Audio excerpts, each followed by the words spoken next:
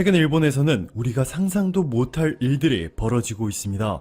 전 세계 최악으로 평가받고 있는 일본 정부의 보건 대책 때문에 일본 내 상황이 심각해지면서 일본 최대의 마라톤 축제인 도쿄 마라톤이 사실상 취소나 다름없는 수준으로 행사 규모가 쪼그라들게 되었습니다. 2020년 3월 1일 예정된 도쿄 마라톤에는 일반인들을 포함해 총 38,000명이 참가하기로 예정되었고, 이들은 10대 1이 넘는 경쟁률을 뚫고 참가비 16,200엔, 우리 돈으로 17만원까지 내면서 마라톤을 뛸 예정이었습니다. 심지어 여기에 지원한 해외 국적자들은 이보다 더 많은 19만 6천원을 지불했죠. 자, 그런데 이번 중국 사태로 38,000명의 참가자 중에서 210명 정도만 실제 마라톤을 뛸 수 있고, 나머지 37,800명은 출전권을 강제로 박탈당했습니다. 이 중에 중국에 거주하는 1,820명은 그나마도 내년 대회 출전권과 함께 참가비 면제를 받았지만, 나머지 35,000명 정도는 참가비를 전혀 돌려받지 못하게 되었습니다. 도쿄 마라톤 주최 측은 천재지변과 관련해서만 보험을 들어두었고, 이번 사태는 천재지변이 아니기 때문에 환불이 안 된다 설명했습니다. 그렇다고 해서 20만원에 가까운 참가비를 날린 일본인과 외국인들이 내년 마라톤에서 할인을 받는 것도 전혀 아니기 때문에 이들의 분노가 하늘 높이 치솟고 있습니다. 한국이라면 절대 벌어질 수 없는 일이죠.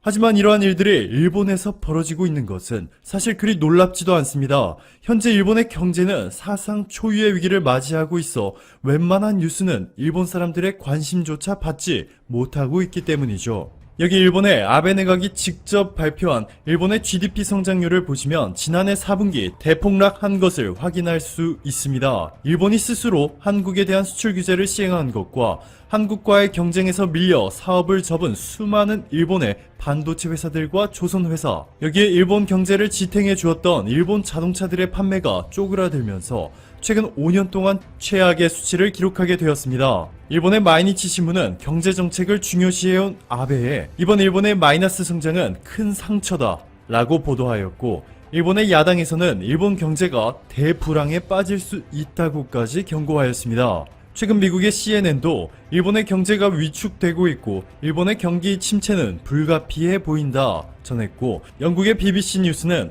일본의 경제가 2014년 이후 가장 빠른 속도로 쪼그라들고 있다 경고하였습니다.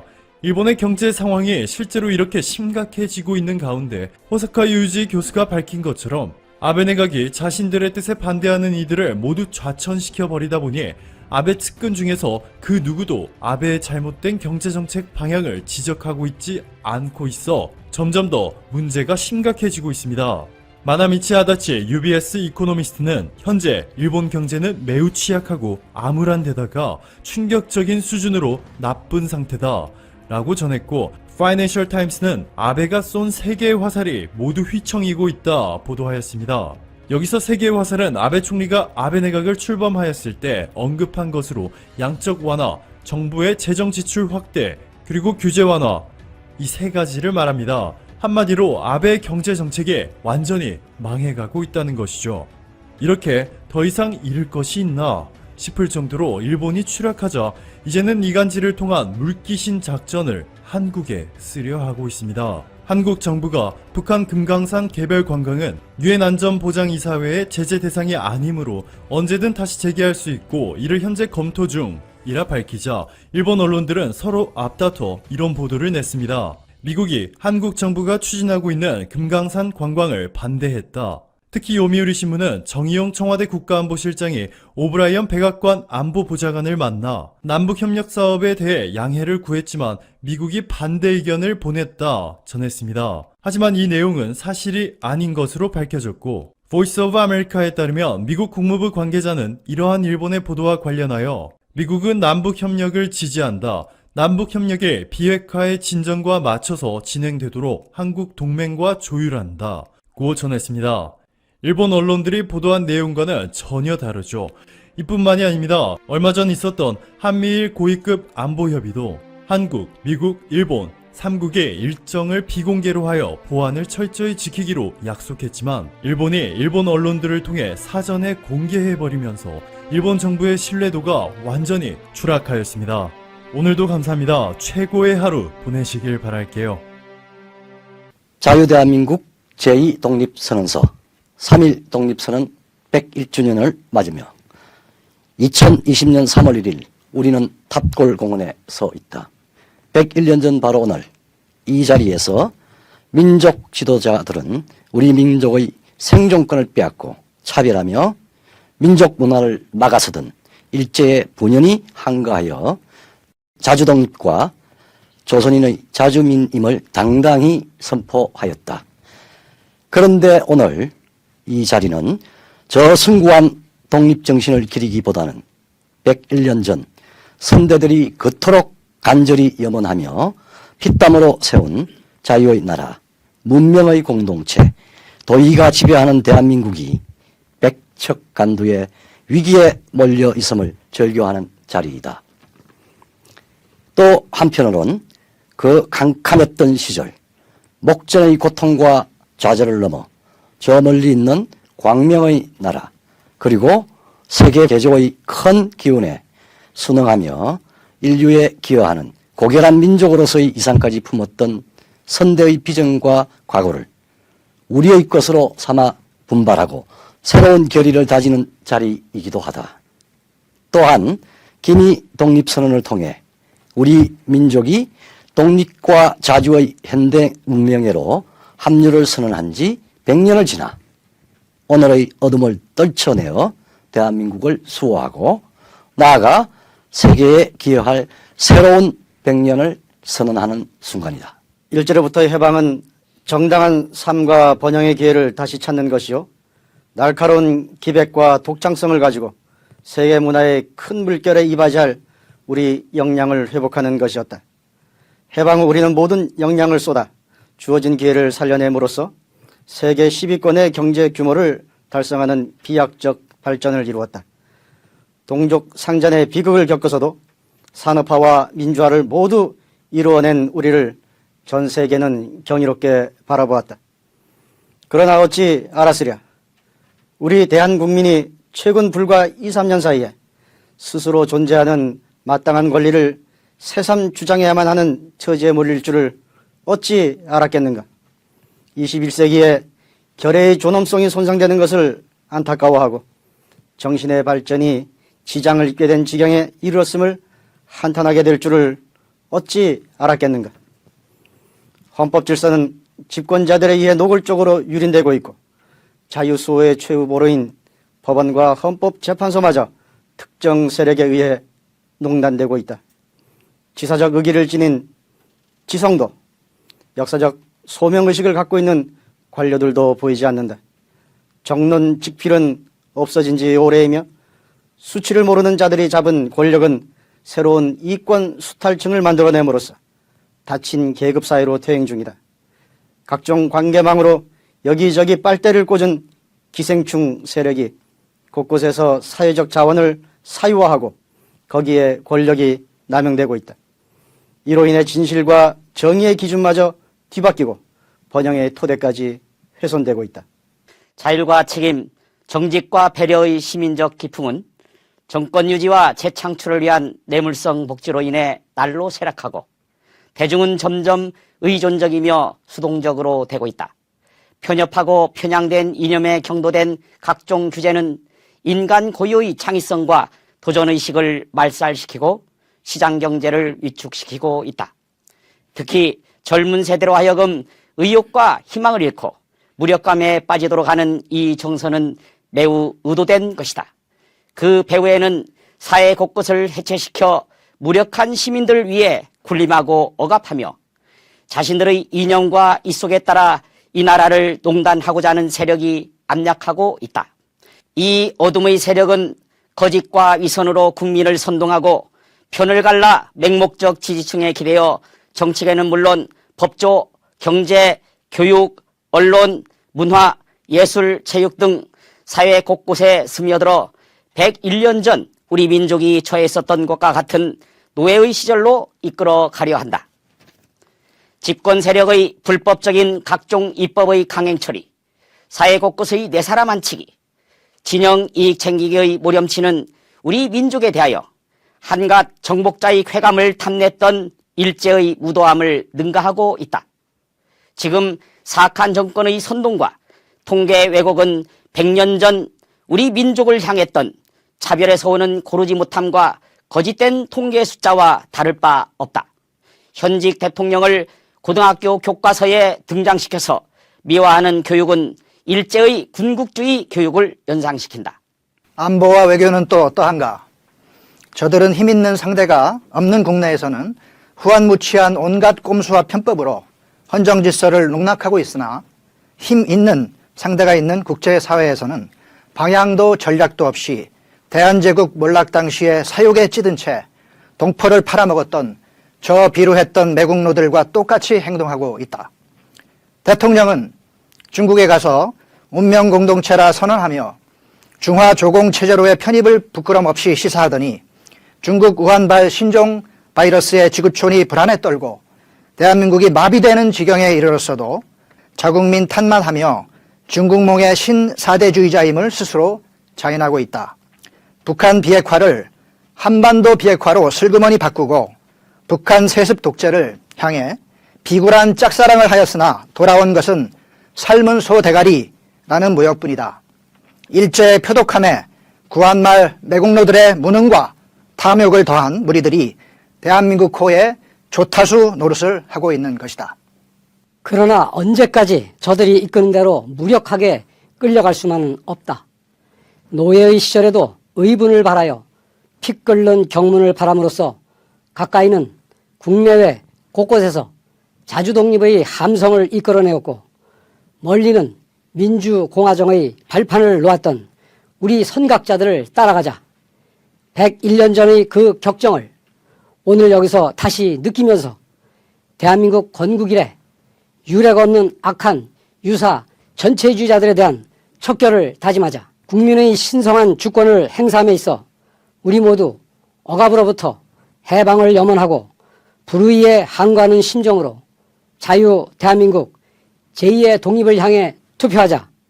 그리하여 본시 타고난 자유권을 지켜 풍성한 삶의 즐거움을 마음껏 누리고 우리가 넉넉히 지닌 독창적 능력을 발휘하여 세계 평화와 인류 복지에 꼭 있어야 할 단계를 만들자. 그래서 우리 모두 다음과 같이 굳게 결의하자. 첫째, 자유시민이야말로 이 모든 것의 바탕이 됨을 자각하여 각자 인류의 공통된 성품과 시대의 양심이 우리 인격이 되게 하고 우리 안에 저마다 마음속에 칼날을 품어 유사 전체주의로 가는 폭정을 견제하여 아들, 딸들에게 부끄러운 유산을 물려주지 않기 위해 온 몸을 바치자. 둘째, 일제의 압제하에서만큼이나 인간적 권리를 앗아가는 저 북한의 변종 세습 전체주의를 무너뜨려서 조선민주주의 인민공화국을 우리 동포인 인민에게 돌려주고 자유 대한민국으로 통일을 이루자.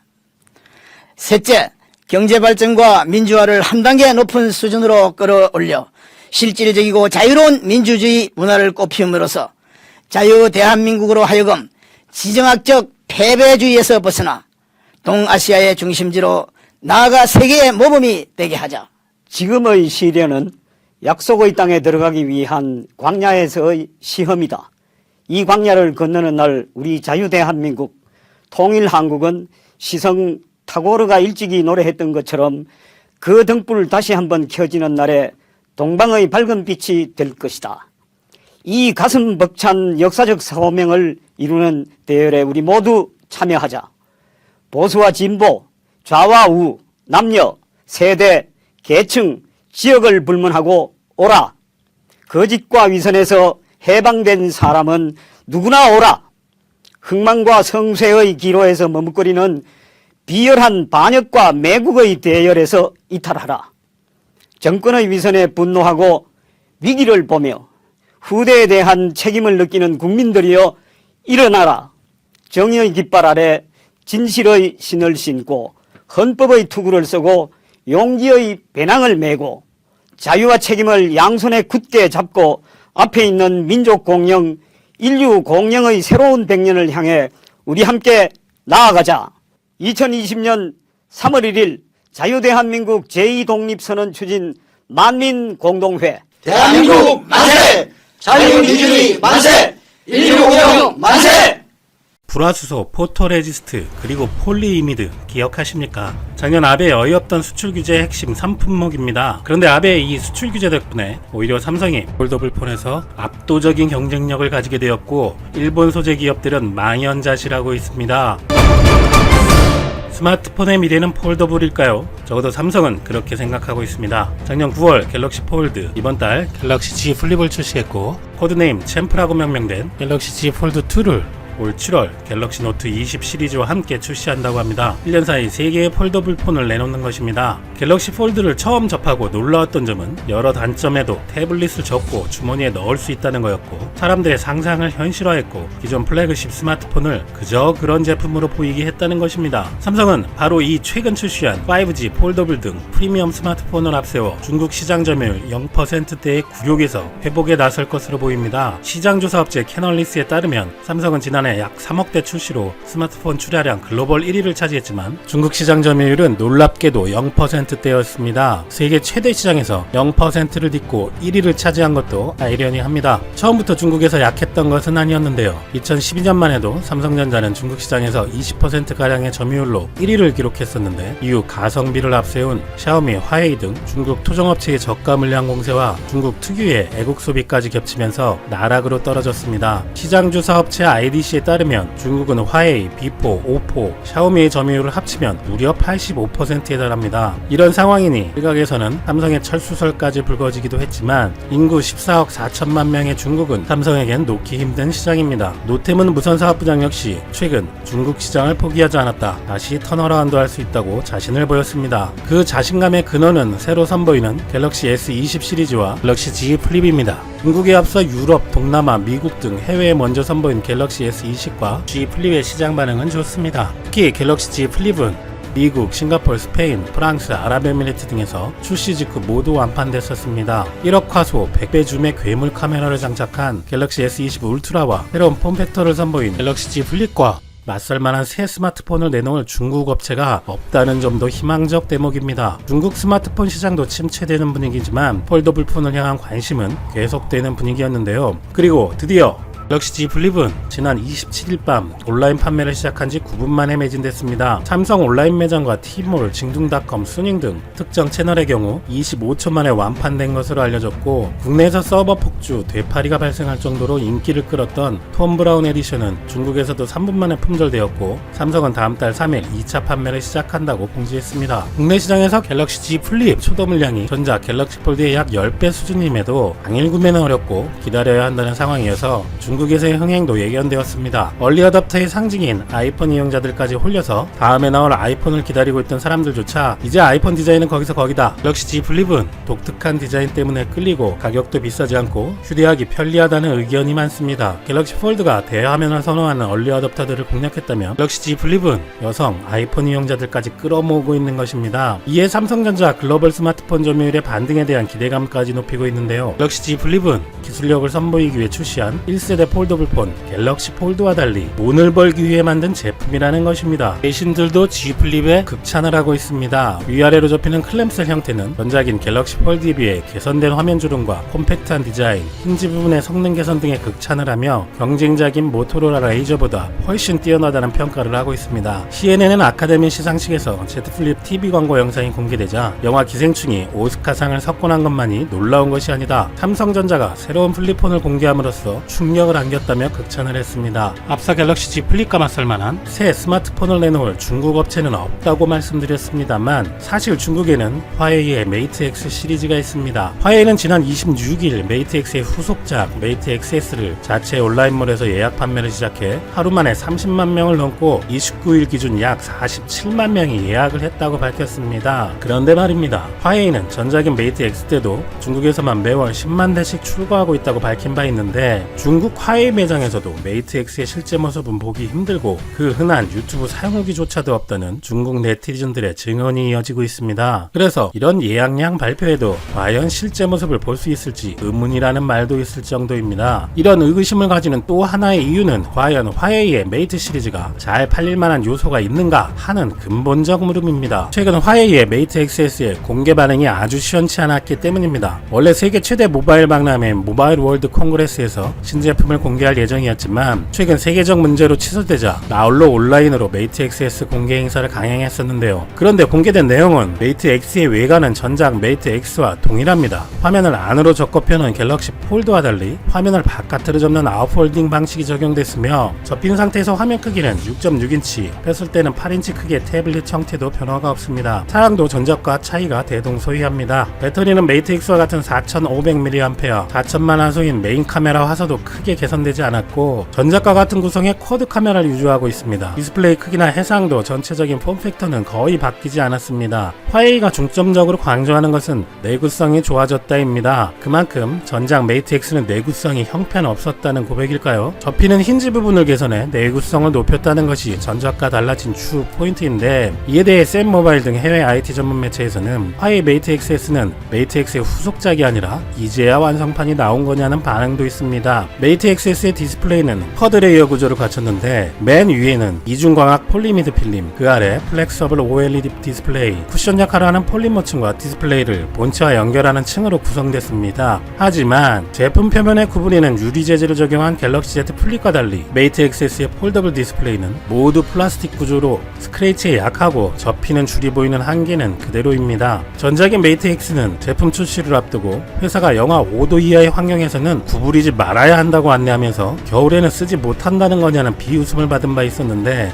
이를 어떻게 해결했는지도 의문입니다. 또한 화웨이는 미중 무역 갈등의 여파로 거래 제한 기업 명단에 오른 탓에 구글 서비스를 이용할 수 없어서 화웨이 자체 OS를 사용하는 것도 결정적 단점입니다. 구글 플레이도 할 수 없어서 화웨이의 플랫폼으로 글로벌 시장에 출시될 예정입니다만 이런 불편을 감수하고 쓸 사람은 중국인들 뿐일 것입니다. 화웨이는 삼성의 갤럭시 폴드를 많이 의식하는 모습을 보였는데요. 리처드 이후 화웨이 소비자 비즈니스 그룹 최고 경영자는 갤럭시 폴드보다 다운링크 88%, 업링크는 36% 더 빠르다며 동급 중 가장 빠른 5G 스마트폰이라고 경제근심을 드러냈지만 마케팅 전문가들은 화웨이의 가격 문제에 주목하고 있습니다. 삼성은 전작 갤럭시 폴드 239만원보다 75만원이나 낮춘 165만원의 갤럭시 Z 플립을 출시했는데 메이트 XS는 기존 2299유로보다 비싼 2499유로, 우리 돈으로 무려 330만원에 출시했습니다. 이런 차이라면 갤럭시와의 경쟁은 포기한 거 아니냐는 반응이 나오는 이유입니다. 스트래티지 애널리틱스에 따르면 폴더블 폰 시장은 지난해 100만 대에서 올해 800만 대, 2025년에 1억대로 확대될 것으로 예상됩니다. 그리고 현 시점에서 삼성의 폴더블 폰의 어필 요소는 화웨이에 비해 압도적인데 핵심적인 이유는 삼성이 화웨이의 아웃폴딩 방식으로 만들었다면 이미 2년 전에 출시했을 것이다 라는 말처럼 갤럭시는 G 플립부터 유리, 화웨이는 플라스틱을 씀으로써 디스플레이의 차이가 현격합니다. 그런데 이를 가능하게 했던 디스플레이 핵심 소재는 기존의 갤럭시 폴드나 따라하는 화웨이 메이트 X에서 사용한 폴리이미드에서 이번 갤럭시 Z 폴드에서 최초 적용한 접히는 유리 울트라 씬 글래스입니다. 그리고 이 울트라 씬 글래스의 개발과 도입에는 일본 아베의 핵심 소재 수출 규제가 큰 역할을 했었습니다. 또 감사합니다. 아베상. 투명 폴리이미드와 울트라 씬 글래스는 디스플레이에 사용되는 소재로 형태를 변화시켜도 다시 원형으로 복구되는 탄력성을 가지고 있기 때문에 두 가지 모두 폴더블 디스플레이를 제작하는 소재로 사용되는데 기본적으로 폴리이미드는 플라스틱, 울트라 씬 글래스는 유리의 성질을 띤 소재로 생각하면 쉽습니다. 폴리이미드는 상대적으로 소재의 유연성이 좋으며 제작 비용이 저렴하다는 장점이 있지만 스크래치가 쉽게 발생하거나 투과율이 좋지 않고 여러 번 접었다 폈을 경우 주름이 비교적 쉽게 생길 수 있는 단점이 있습니다. 화웨이 메이트 X를 접었다 펼 때 생기는 허접한 주름을 보면 쉽게 알 수 있습니다. 이에 반해 울트라 씬 글래스는 30 마이크로미터 수준으로 초박형 유리에 일정 깊이 이상 특수물질을 주입해 균일한 강성을 확보하는 것이 핵심 기술로 알려져 있는데 깨질 수도 있고 제작 비용이 고가라는 단점이 있지만 스크래치나 주름 문제가 훨씬 덜 발생합니다. 현재까지는 투명 폴리이미드가 울트라 울트라 싱글래스에 비해 많이 채용됐었습니다. 작년 출시된 삼성의 갤럭시 폴드에는 일본 스미토모가 투명 폴리이미드를 양산하면 이것을 자회사 동호 화인캠이 하드코팅 작업을 마치고 납품하는 구조였습니다. 이렇게 장단점이 있기 때문에 삼성은 작년 6월만 해도 Z 플립 스마트폰에 울트라 싱글래스를 적용할지 폴리이미드를 적용할지 고심해 왔었는데, 삼성이 울트라 싱글래스로 확장시켜버린 것은 작년에 한국과 삼성을 압박하기 위해 일본이 했던 정말 어이없는 핵심 소재 수출 규제가 적지 않은 영향을 미쳤던 것으로 알려졌습니다. 삼성은 일본이 수출 규제를 하자 2014년부터 폴더블 폰용 울트라 싱글래스 개발에 나서 지난해 최초로 상용화에 성공한 도우 인시스를 기존 18% 지분율에서 작년 12월에 추가 투자해서 지분 27.7%로 최대 주주에 올라섰고, 이어 최근 발행된 전환사채를 모두 인수하고 구본기 회장 지분까지 인수한다는 계획입니다. 거의 자회사로 만들어버린 것이죠. 그리고 삼성은 일본의 폴리이미드가 아닌 울트라 싱글래스를 사용한 갤럭시 Z 플립을 출시해버립니다. 이로써 수익 규제까지 하던 일본의 스미토모의 폴리이미드는 삼성이라는